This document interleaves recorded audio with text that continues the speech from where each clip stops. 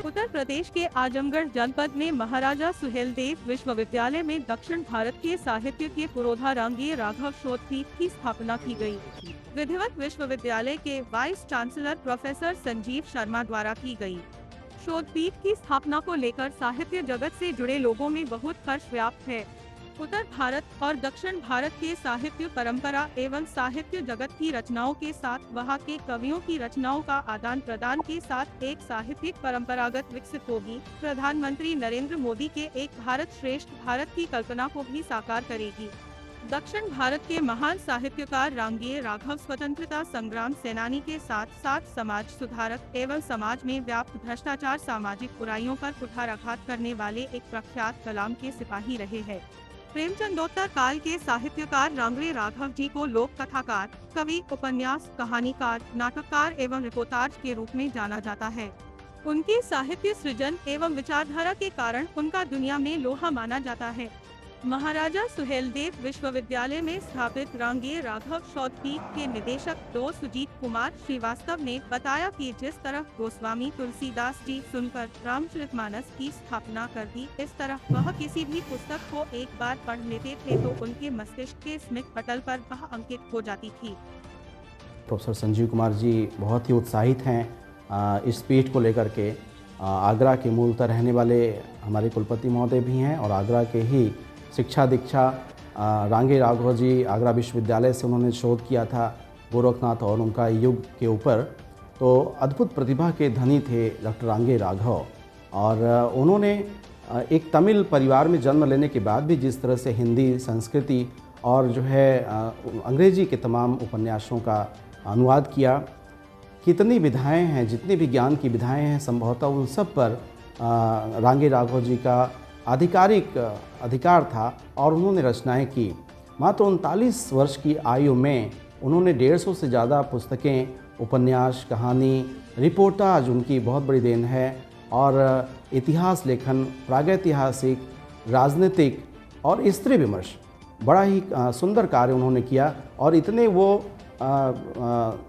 स्मरण उनका तेज था, जैसे तुलसीदास का था कि वो स्मरण से ही उन्होंने रामचरितमानस की रचना की थी।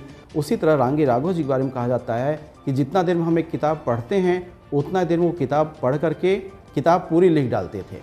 तो हम लोग बड़े सौभाग्यशाली हैं, इस पीठ का स्थापना यहाँ की गई है और मैं आजमगढ़ के युवाओं को इसके लिए मैं सक्रिय होने के लिए मैं आह्वान करता हूँ। इस पीठ के अंतर्गत उन्हें नई दिशा प्राप्त होगी। विश्वविद्यालय के कुलपति प्रोफेसर संजीव शर्मा ने पीएम मोदी और राज्यपाल आनंदीबेन एवं सीएम योगी का आभार व्यक्त करते हुए देश की एकता को मजबूत करने वाला एक सार्थक पहल बताया।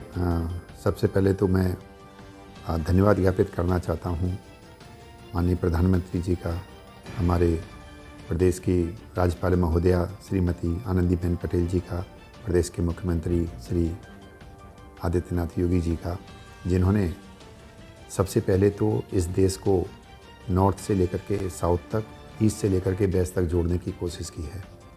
मैं धन्यवाद ज्ञापित करता हूँ।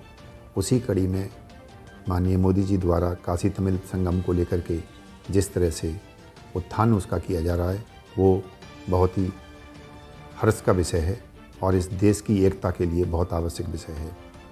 और उसी कड़ी में इस विश्वविद्यालय में श्री रांगेय राघव की शोधपीठ की स्थापना की जा चुकी है। अभी हाल ही में रांगेय राघव पीठ को लेकर के हम लोगों ने कई कार्यक्रम स्टार्ट कर दिए हैं। रांगेय राघव जी एक ऐसा उदाहरण है जिसको कि कह सकते हैं कि काशी हिंदू संगम को लेकर के है। रांगेय राघव जी का जन्म आगरा में हुआ था।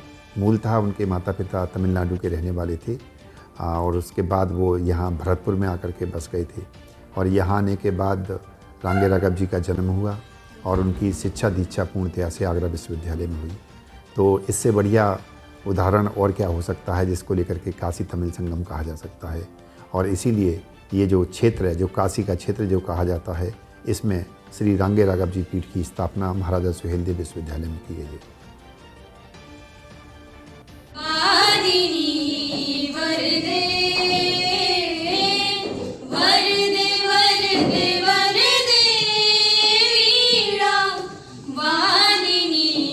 वरदे प्रिय स्वतंत्र रव अमृत मंत्र नव, प्रिय स्वतंत्र रव अमृत मंत्र नव, भारत में भर दे वीणा वादिनी वर दे, वर दे वर दे वर दे वीणा वादिनी। वो मिलकर के थोड़े से एक्स्ट्रा एफर्ट्स करने होंगे, थोड़े से कुछ एक्स्ट्रा इस तरह के प्रोविजन करने होंगे जिससे कि विश्वविद्यालय पुष्प पल्लवित हो सके। रांगे राव जी के बारे में मैं कुछ लिख करके लाया था, वो पूरा पढ़ने का समय नहीं है, मैंने थोड़ा सा इसकी जानकारी आपको दे दी। रांगे राव जी के बारे में मैं आपको बता दूं कि देखिए, एक चीज़ मैं आपको क्लियर कर दूं कि ये देश जो है ना विविधताओं का देश है। यहाँ जब आप उत्तर से लेकर के दक्षिण की तरफ चलते हैं या पूरब से लेकर के पश्चिम की तरफ चलते हैं तो बोली बदलती है, पानी बदलता है, खान पान बदलता है और कुछ संस्कृतियाँ भी बदलती हैं। लेकिन अगर कोई चीज़ नहीं बदलती है तो वह है भारतीयता। भारतीयता कहीं नहीं बदलती। जो भारतीय परिवेश है, जो भारतीय सोच है, जो उनके काम करने का तौर तरीका है, वो नहीं बदलती।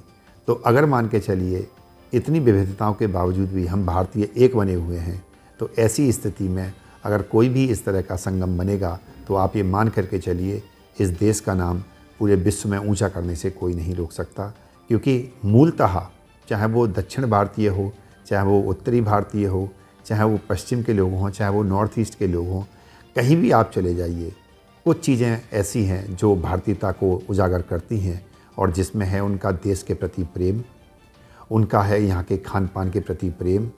ये स्थिति नहीं है कि मैं अगर नॉर्थ इंडियन हूँ तो मैं साउथ का खाना नहीं खाऊंगा। मैं साउथ का खाना भी खाता हूँ, मैं पूरब का भी खाना खाता हूँ, मैं पश्चिम का भी खाना खाता हूँ, मैं साउथ की वेशभूषा भी पहन लेता हूँ। इससे बढ़िया संगम क्या होगा। और वही चीज़ झलकती है हमारे यहाँ के जो कहना चाहिए जो भाषा है, यही चीज़ झलकती है जो हमारे यहाँ के साहित्य उसमें। और चूँकि जब साहित्य में झलकती है तो कहीं ना कहीं चीज़ एक ही है, भाव एक ही है। सबसे जो मुख्य बात है वो ये है, चाहे आप उत्तर भारत के साहित्य की बात करें, चाहे आप दक्षिण भारत के साहित्य की बात करें, भाव एक ही बना रहता है।